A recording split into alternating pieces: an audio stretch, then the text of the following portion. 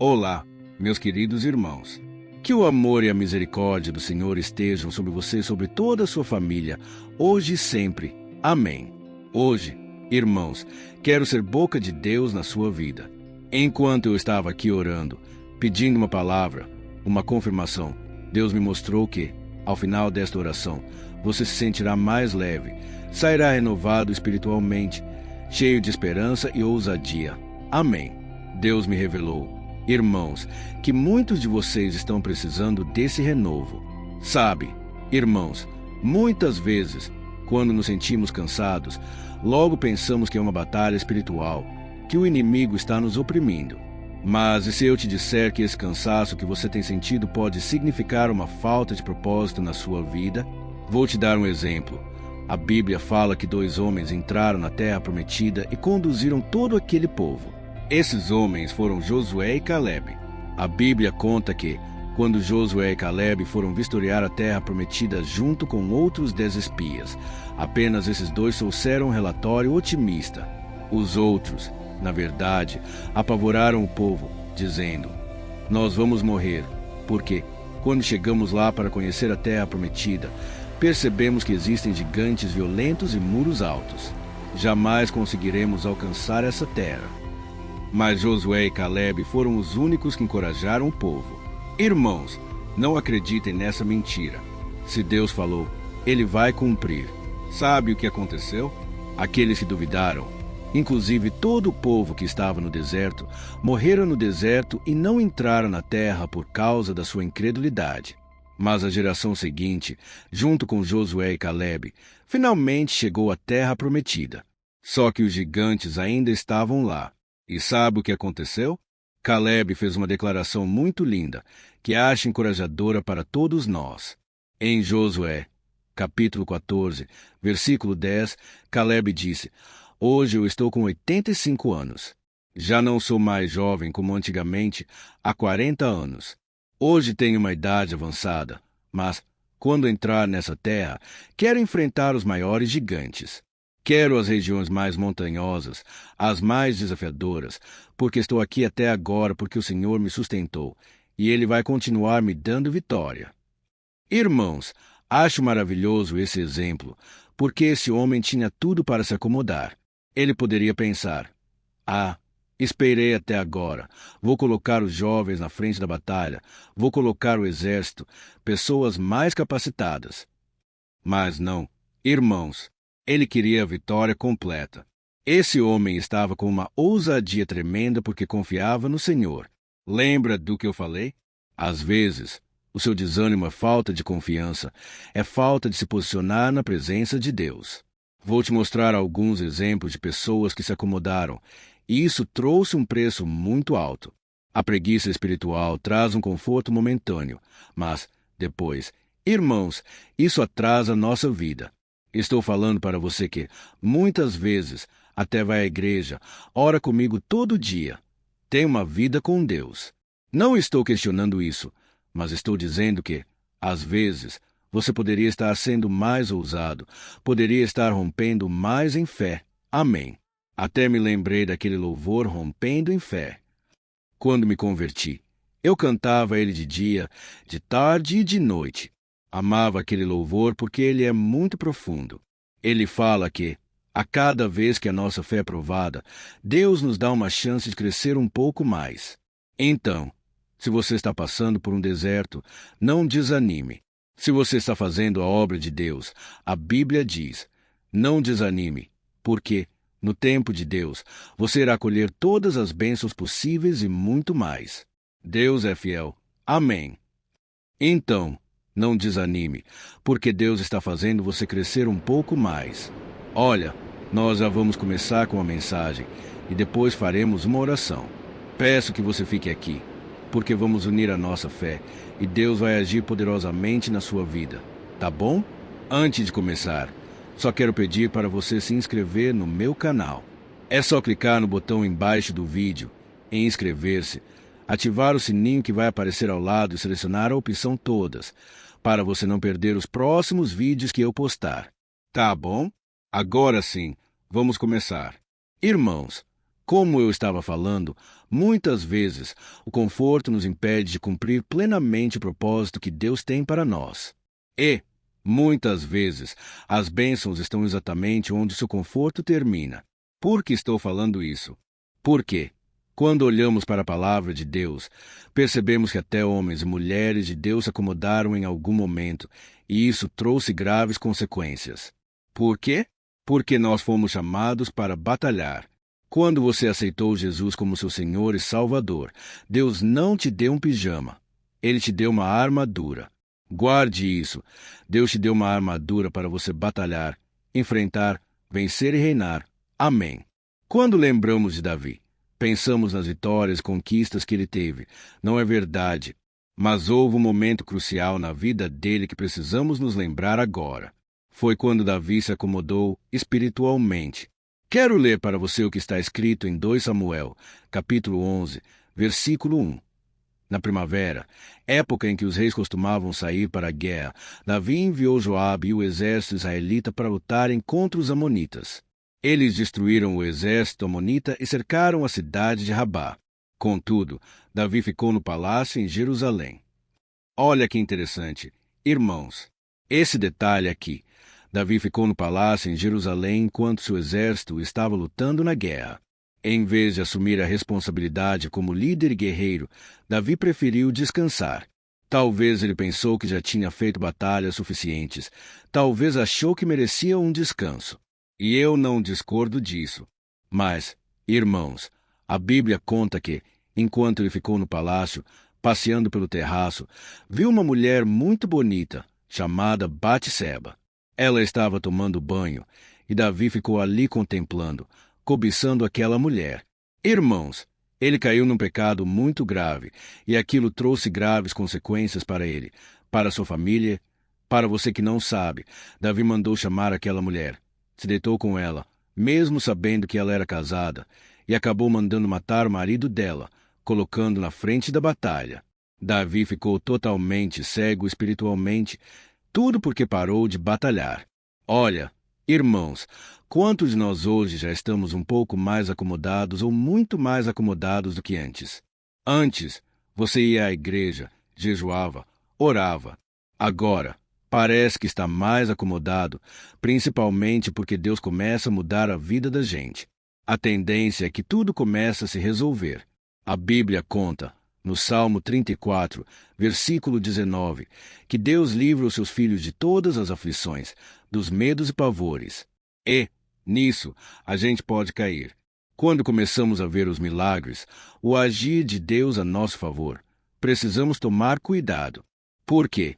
Se não tivermos as mesmas atitudes que tínhamos antigamente, quando estávamos no deserto, passando por provações, podemos cair no pecado do comodismo, na preguiça espiritual, e dar muitas brechas para o inimigo. Tem outro exemplo que não podemos esquecer, o de Eli. Eli foi um sacerdote de Deus que liderava o povo de Israel. Para você entender melhor, ele era como um pastor, um líder religioso da época, e vivia cuidando das pessoas, ajudando-as a se aproximarem de Deus. A Bíblia conta que ele tinha 2 filhos, Ofni e Finéias, que também eram sacerdotes e tinham a responsabilidade de servir ao Senhor no templo. Só que, irmãos, esses 2 homens eram rebeldes. Eles não queriam obedecer a Deus. Em vez disso, usavam sua influência e ministério para fazer coisas erradas. Deus detestava as atitudes deles. Para você entender a gravidade, irmãos, eles roubavam as ofertas que as pessoas traziam ao Senhor e se deitavam com as mulheres que entravam no templo. Era algo muito grave. Sabe o que aconteceu? Esses homens continuaram no erro, e o pior, seu pai, Eli, não teve coragem de repreendê-los. Ele não corrige seus filhos, e eles foram piorando.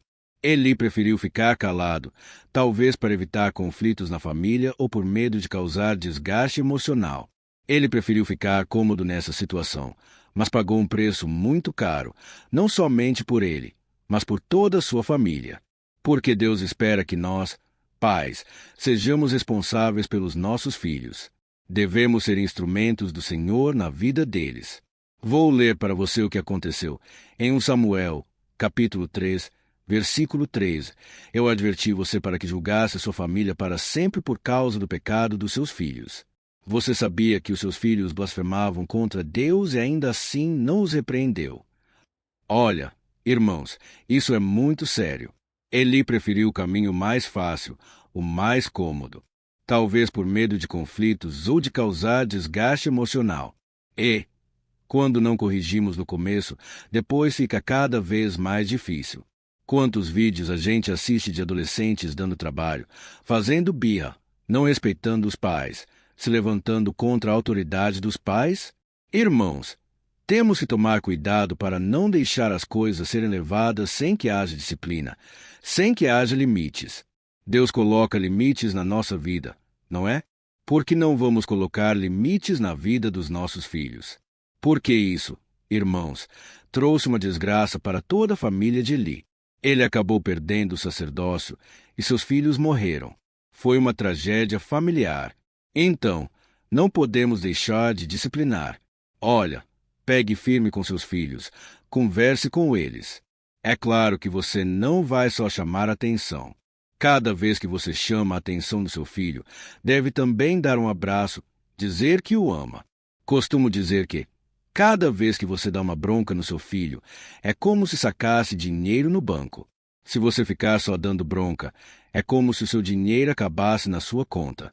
Da mesma forma, o coração do seu filho vai se distanciar de você. Então, não é errado dar bronca. Pelo contrário, a Bíblia diz que os pais que amam disciplinam os filhos. Mas, toda vez que você der uma bronca, demonstre o seu amor, mostre o seu carinho, mostre que quer o bem para ele. Isso vai ser bênção na vida do filho e vai ser bom para você também. Deus vai se agradar da sua família. Então, irmãos, trouxe esses exemplos para você entender que precisamos deixar de lado o comodismo, a preguiça. Precisamos obedecer a palavra. Será que estamos realmente fazendo a nossa parte ou estamos deixando de lutar as batalhas? Essa é a mensagem que Deus colocou no meu coração. Muitas pessoas deixam as oportunidades porque não querem dor de cabeça, não querem se envolver no ministério, não querem fazer o que precisa ser feito. Tem um versículo que quero ler antes de fazermos a oração. Gosto muito desse versículo porque ele me traz um alerta de que tenho que regar todo dia, fazer minha parte, não me acomodar. Esse versículo está em Provérbios, capítulo 24, versículos 30 e 31. Eu passei pelo campo do preguiçoso e pelo vinhedo daquele que não tem juízo. Tudo estava cheio de espinhos, coberto de ervas daninhas, e o seu muro de pedras em ruínas. Irmãos, isso fala exatamente sobre a nossa vida. Quantas vezes deixamos de cuidar do nosso coração, de vigiar sobre certos pecados, atitudes, amizades? Então, nosso coração vai ficando cheio de ervas daninhas, que é o pecado. Se não tomarmos cuidado, irmãos, os nossos muros vão ficar em ruínas. Então, temos que tomar muito cuidado. Espero que você tenha entendido essa mensagem. Já vamos orar. Mas quero pedir em seu favor que Deus te traga um alerta, que Ele toque no seu coração hoje, principalmente, que renove sobre você a sua presença. Porque é a presença do Senhor que nos dá ânimo, esperança e força, assim como Caleb, que, mesmo estando velho, se sentia como há 40 anos atrás. Ele estava totalmente renovado no seu interior. Amém. O apóstolo Paulo diz que, a cada dia, o nosso exterior se desgasta, mas o nosso interior se renova. Então, vou orar pela sua vida agora. Quero que você escreva o seu nome e escreva: Deus falou comigo hoje, ou Deus é a minha fortaleza. Amém. Glória a Deus. E não se esqueça de compartilhar no final. Mas, neste momento, quero que você se acalme, feche os olhos e vou interceder pela sua vida e pela sua família. Vamos orar. Senhor, meu Deus e meu Pai, nós te agradecemos por mais uma oportunidade de estarmos aqui ouvindo a tua palavra. Quantas pessoas hoje estão presas numa cadeia, sem acesso ao Evangelho, mas nós temos esse privilégio, Pai. Por isso, eu quero te agradecer, porque todos os dias o Senhor tem falado conosco na oração da manhã, na oração da noite. Olha, Pai, eu só tenho te agradecer, meu Deus, porque tem sido uma bênção. Quantas vezes eu me encorajei ao trazer uma palavra de encorajamento aos meus irmãos. Pai, mas, neste momento, eu reconheço que muitas vezes escolhemos conforto ao invés da responsabilidade que o Senhor nos dá. Perdoa-nos, ó Pai, porque sabemos que precisamos da Tua misericórdia, da Tua graça. Sabemos que, sem Ti, somos fracos, mas contigo somos mais que vencedores, ó meu Deus. Ajuda-nos a vencer a preguiça espiritual, toda acomodação que tenta nos impedir de cumprir o nosso chamado. Ó meu Deus, eu oro por cada vida que está me ouvindo agora. Eu sei, Pai, que tem pessoas aqui enfrentando doenças, enfermidades físicas, emocionais. Em nome de Jesus, eu ordeno que todo mal desapareça na vida dessa pessoa. Todo câncer, diabetes, hipertensão, problemas no coração, eu repreendo em nome de Jesus, ó meu Deus. E eu venho te pedir agora, tira toda dor, Pai, toda artrite, todo problema de saúde nas articulações, nos músculos. Essa pessoa que está doente e os médicos não conseguem descobrir a causa. Ó Deus, tem misericórdia, Pai. Cura também as feridas da alma. Liberta aqueles que estão sofrendo com depressão, ansiedade, síndrome do pânico. Quantas pessoas, Pai, agora estão tristes, pensando em acabar com tudo. Tem misericórdia. Senhor, ajuda-nos a lembrar que o nosso valor não vem daquilo que fazemos ou conquistamos, mas daquilo que Cristo fez por nós na cruz, nos tornando seus filhos amados e aceitos. Ó Pai, eu oro para que essa mensagem chegue ao maior número de pessoas. Quantas precisam ouvir essa palavra?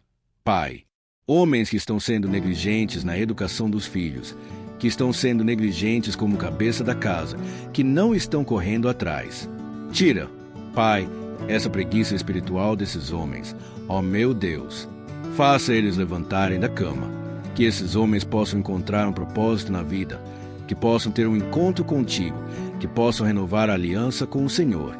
Pai, eu oro também por esta mulher que não assume a posição como esposa, a esposa que edifica o lar. Tem misericórdia, Pai. Que o Senhor não deixe que nenhum pecado, nenhuma perturbação, nenhuma tentação do inimigo atrapalhe a nossa vida e corrompa os nossos bons valores. Pai, nos ajude a viver em santidade todo dia, que possamos ser como Caleb, que, mesmo estando velho, sentia como se estivesse jovem, e ele tinha fé, autoridade, esperança. É tudo isso que nós te pedimos. Pai, que o Senhor nos dê esse ânimo, essa coragem para enfrentar os desafios. Quantas pessoas agora, Pai, estão passando aperto financeiro, mas não têm coragem, não têm força para se levantar, para correr atrás. Ó meu Deus, nos dê sabedoria, força de vontade para trabalhar. Pai, muitas vezes o ímpio tem mais força, mais coragem do que o justo, do que aquele que anda contigo. Nós sabemos que não adianta apenas orar, precisamos agir. Que o Senhor nos capacite para isso, que nos dê força para vencer essa preguiça espiritual, que nos dê ânimo para vencer os desafios que surgirem no nosso caminho. Ó meu Deus e meu Pai, eu estendo as minhas mãos agora e te peço, tira, Senhor, todo mal, toda preguiça, todo ataque do inimigo. Que o Senhor renove sobre nós a Tua presença e a Tua paz. Eu creio que essa mensagem de hoje, meu Deus, vai alcançar mais e mais pessoas. Eu creio que cada compartilhamento será uma semente que vai cair na terra fértil. E eu creio que muitos tomarão uma posição a partir de hoje. Eu te peço, Deus, que essas campanhas de oração, essa corrente de fé, nunca venha parar, mas que o Senhor nos capacite todos os dias a estarmos aqui em oração, aprendendo um pouco mais a Tua palavra. É no nome de Jesus que eu oro, e já te agradeço. Amém. Glória a Deus. Aleluia.